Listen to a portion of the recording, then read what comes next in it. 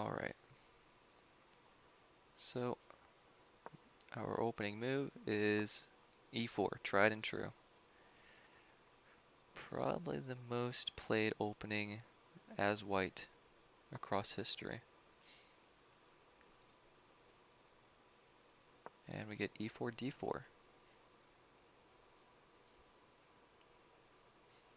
Very strong center for white.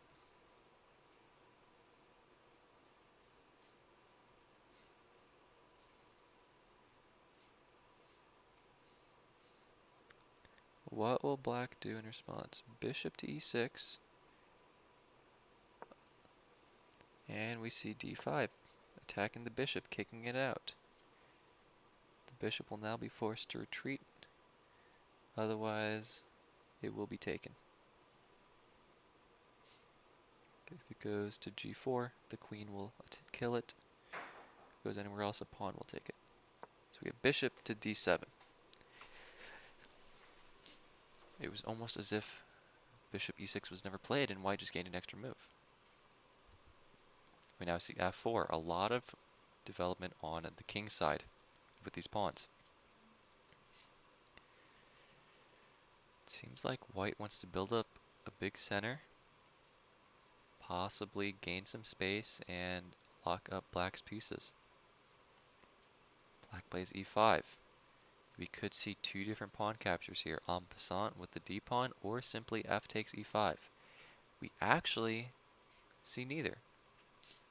We see f5, pushing these pawns, making it hard for white's pieces to move. Unfortunately, this leaves white open to queen h4, check.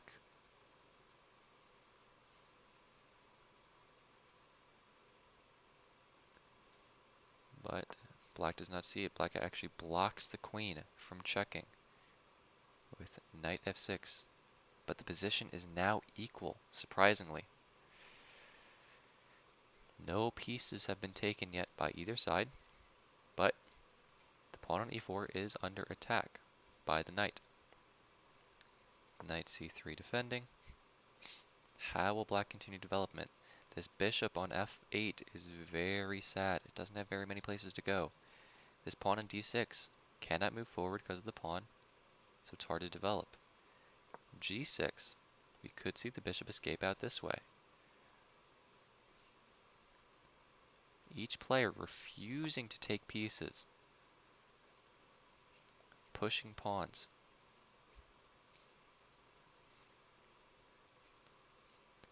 I don't believe this position has ever been reached by any grandmaster, but after knight g4, almost certainly we will see queen takes g4. One of the players commenting, making a remark, uncertain if that breaks the rules or not. But we do get queen g4 and h5. Now we see the purpose of black's move, causing white to waste some tempo, moving the queen back and getting outside pawn control on the king side rather. We may see the future moves h4, h3. There's no pawn on g2. In fact, no white pawn on the g file at all. So it will be difficult to contest black's passed pawn. And now we see black takes on f5, doubling the pawns, but likely not for long, because white will be forced to take this pawn. Pawns are no longer doubled, and now this pawn can be taken by black. So although black lost a knight, they're able to get back two pawns, and white's king is left unprotected. It seems like a bad choice for black, but if white is not able to make use of the piece advantage, or black is able to attack white's king, this could be advantageous for black. Still, white continues to development, not worried at all about the possible attack, opening up the possibility of bishop g5 attacking the black queen.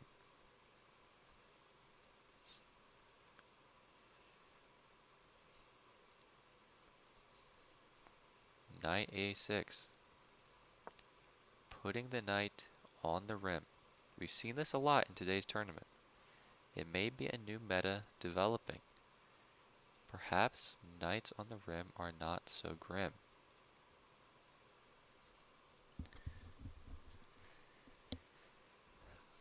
Still, the engine heavily favors white's position, which is very interesting. It might be because of piece development, it might simply be because of the piece advantage. But for a human player, especially those that aren't grandmaster level, this could be a difficult position to play. h3. Pushing the pawn. The engine did not like that move very much.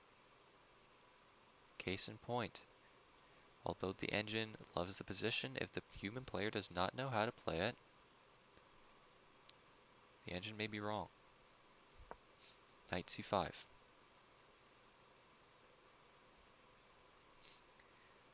And white goes queen to b5, checking the black king. What will be the next move? If we see c6, we will likely see d takes c6, b takes c6, and then queen takes, and the king will still be checked. We don't see that.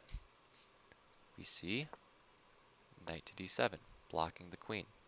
But now, the knight was protecting the pawn on b7, so white gets the pawn for free. White has a few moves,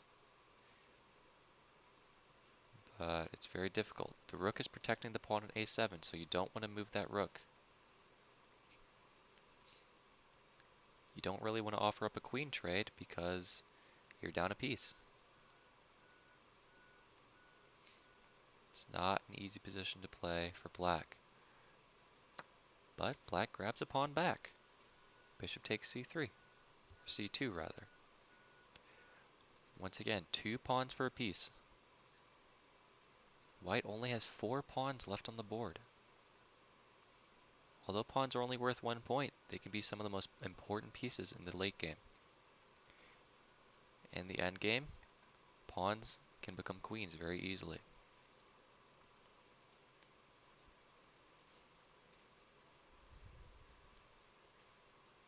What will we see out of white? The queen is in enemy territory and it can be dangerous. White continues the attack. Knight g5.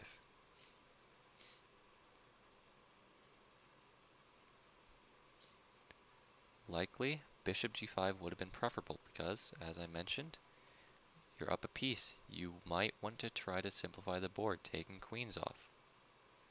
But knight g5 can have its merits. It attacks the pawn on f7, which is only protected by the black king. If white can somehow get a rook onto the f-file, the pawn may fall. And it could lead to a forking of the queen and rook. But white now has to protect their knight, otherwise it might fall. It is being protected by the bishop, but now that there are 2 attackers, trading a rook for 2 pieces is worth it most of the time. Rook g1, protecting. h4 likely would have been better. Let's see what the engine says. Yes, h4 was better. But still, white has a winning position. And now, black has protected his pawn by simply moving it out of the way. However, this weakens the e6 square, which is protected by white's d5 pawn. So now, if white were to play knight to e6, it would attack black's queen and black's bishop, and that is what white plays. This knight, very scary. It's extremely difficult for any of white's pieces to take it because it's a dark squared black bishop and a knight on a light square. You don't want to trade a rook for a knight, you don't want to trade a queen for a knight, and it's going to take a while for that knight to do anything useful on d7 to displace the white knight.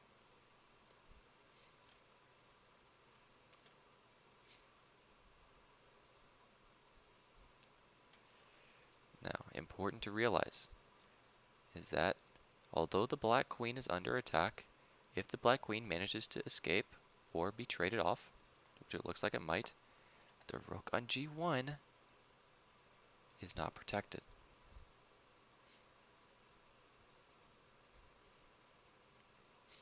So if queen takes on c8, black is in check, so they must take with the rook, or, well, if they didn't take with the rook, it would be very bad.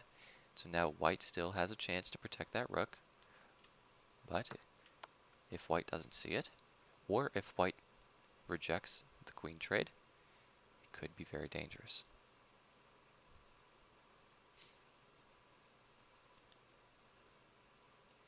I suppose alternatively, white would probably just take the rook on g8 rather than protect his own rook. That would make more sense. It would lead to a advantage in material.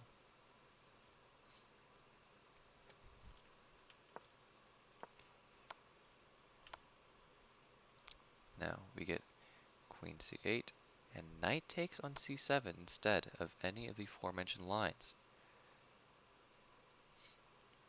That is interesting because black can now go king f7, protecting the rook. So, while the previous sequence had white winning a rook, this sequence could have black protecting the rook. But instead, black plays king to e7. And now, although the sequence is still favorable for white, what's interesting is that because the knight is on c7, if the queens get traded and white takes the rook on g8, it can end with rook on c8 taking the knight rather, on c7. We might see that being played. We'll have to see what white decides to do. There are many options.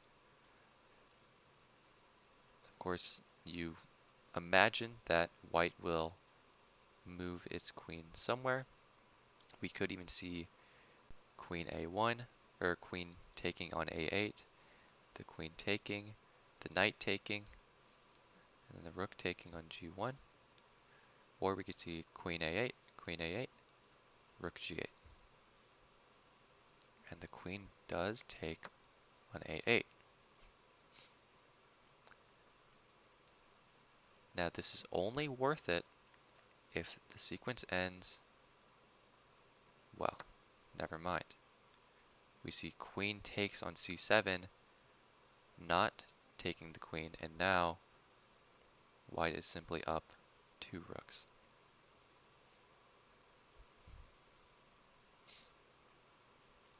Rook is taken on g8. Now, although white's queen is in a somewhat dangerous position, luckily the pawn on d5 can actually protect it in case it needs to retreat from the black queen. And the black king is stuck in the center, and the pawn on d5 is actually blocking the e6 square from the king. That could come into play later in the game with some sort of checkmating attack. Black plays bishop to h7, attacking the rook.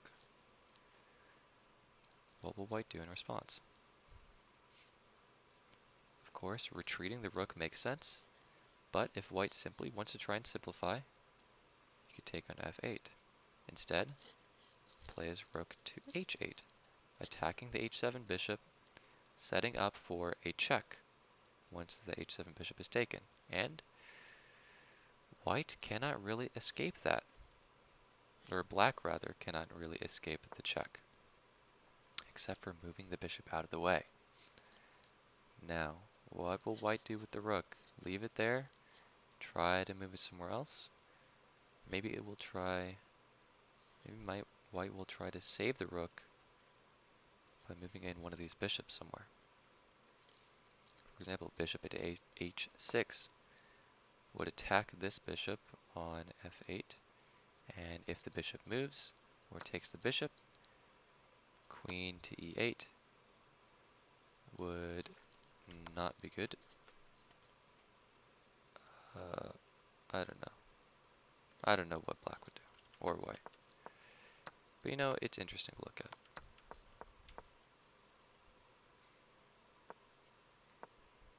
But we have gotten h4, moving the pawn up, and bishop g7 attacking the rook. But that now frees the rook to go somewhere else. For example, rook to c8, attacking the queen on c7.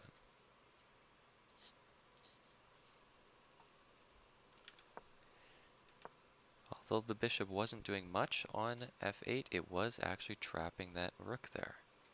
But now the rook is freed. However, white plays an intermediary move, knight to b5, attacking the queen with the knight rather than the rook. So now, if the bishop takes the knight, or the rook rather, the knight can take the queen. So black has to figure out some kind of response. Where will the queen go? b6. It's protected by both the knight and the pawn, and it now protects the pawn as well. It also attacks the knight, though the knight is protected by the bishop. An interesting move might have been queen to a5, getting a check, but the bishop could have blocked the check and also applied pressure on the queen.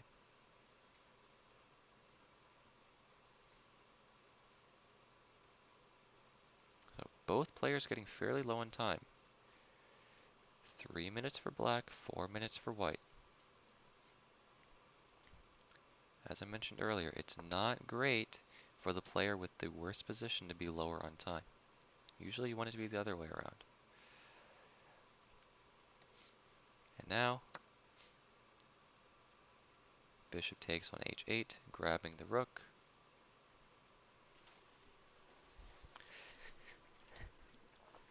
Likely, we will see the queen taking the bishop on h8. And if we don't, then I hate it here. it was a free rook for black. And we don't. We see rook c1, potentially trying to set up another attack on the king by bringing the rook up.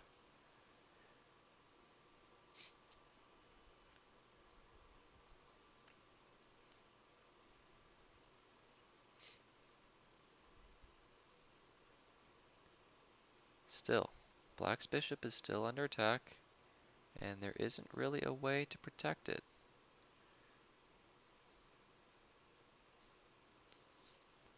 I believe queen d8 might be the only way to protect that bishop, but it comes with its own problems of letting that pawn on a7 fall. Bishop g7 would of course lead to the bishop being captured by the other bishop.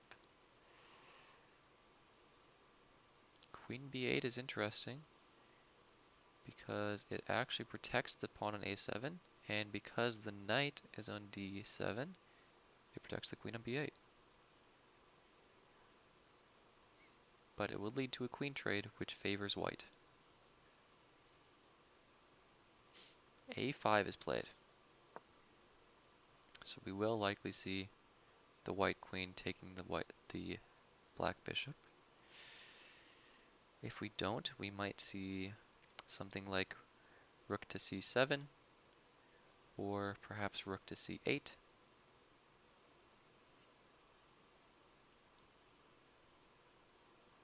Or we might just see a4, pushing the pawn in opposition. And we do now get queen takes h8.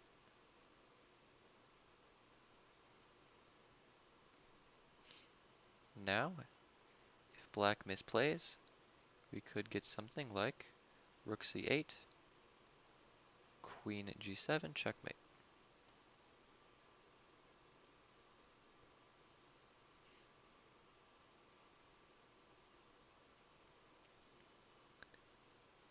Fortunately for black, it is likely in their best interest to trade queens, even though they're down on material.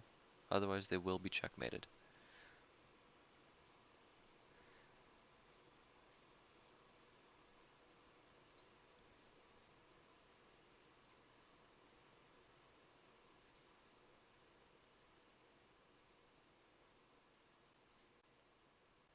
And we see queen b8, trying to set up for the queen trade.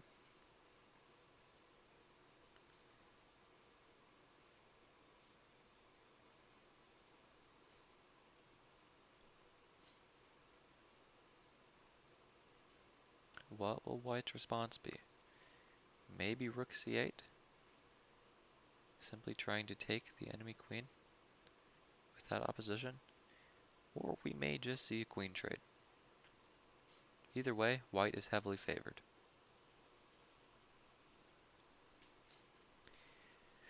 But once again, both players are running fairly low on time. 1.5 for black, 2 minutes for white. There is a 5-second increment, but the game could come down to time.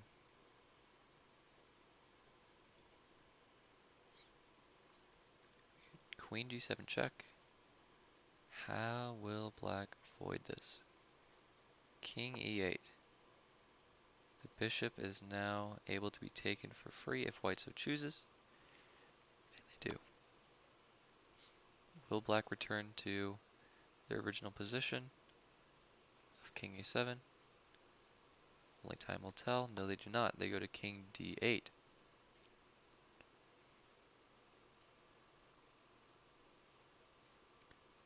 Recall that the white rook is on the c file, so black cannot actually run away to c8.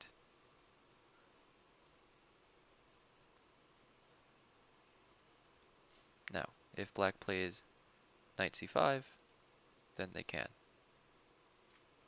as the rook would be blocked by the knight.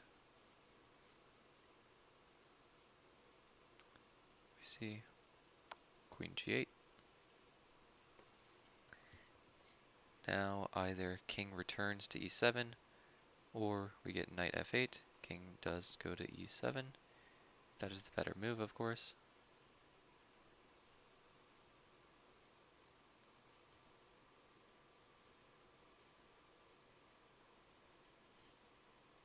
Queen h7.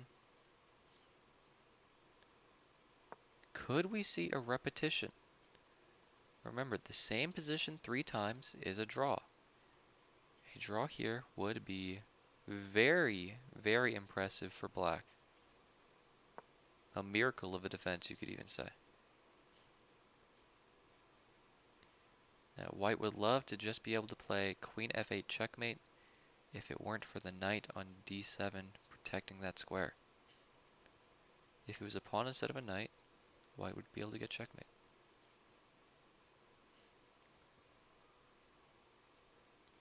But black doesn't have very many moves they can actually make. And the knight moves away. Knight b6. Now it's not quite checkmate because king can still go to d7. But moving knights away from your king when it is under attack is very risky. Queen c7, forcing a queen trade. If the queen is not traded, the game will end within 1 move. The queens are traded. And we see knight takes. But now the time is very close between these two players. And white actually misses a free knight. Knight h3. Perhaps the time pressure is getting to both players. Black is running dangerously low. 17 seconds. White still has a full minute. Knight b5. Black has 10 seconds left. 5 seconds per move, remember. But 5 seconds isn't very much time. Knight g6. White blitzing out moves, putting the pressure on black. No time to think. Knight takes an h4. If white just keeps playing moves, it'll be difficult for black to continue playing this game. Just continue checking the black king, taking material. There we go, rook c8. Only one move. It's actually helpful for black in some cases because there was only one move there. Now white is in check. But the black knight is under attack and it doesn't have very many places to run that are safe. Another check and it's actually a win in material. White, king g3. Where will black go? Only one place. I suppose two places. We could see a repetition. We do not. White takes the pawn. And now, black's knight is able to escape. Very impressive.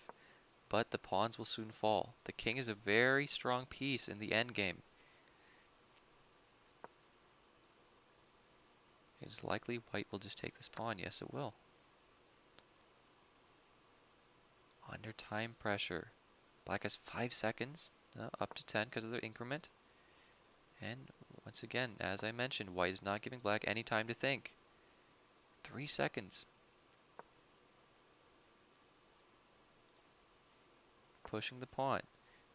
It's surprising that white only pushed the pawn 1 square on the first move, but maybe it was to lure black into a false sense of security. The intermediary check, I'm actually not sure how I feel about that, but black does not move the king towards the pawn that will be promoted. Black moves away from the pawn. Under time pressure, maybe it's just too difficult to think. However, it is now almost certainly impossible for black to prevent this pawn from becoming a queen, except now black can take the rook. But she doesn't. Black neglected to take the rook because even though it would have resulted in loss of the knight, the king could have come to d7 to prevent the pawn from queening on c8. Very impressive move from white there, offering the knight trade because the rook can take it and then prevent the black king from stopping the promotion of the pawn.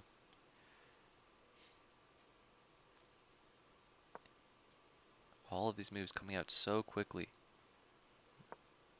Very difficult for either player to think. King d8, unfortunately, because the rook is on the c-file, the black king cannot prevent the queen.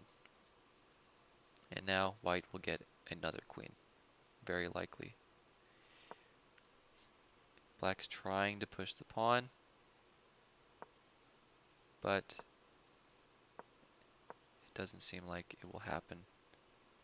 Oh, actually it does. White does not take it with the bishop. But of course the queen can't always prevent the pawn from promoting.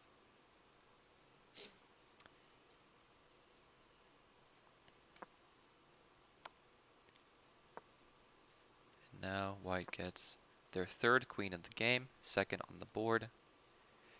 And it is almost certain that black will lose unless there is a stalemate.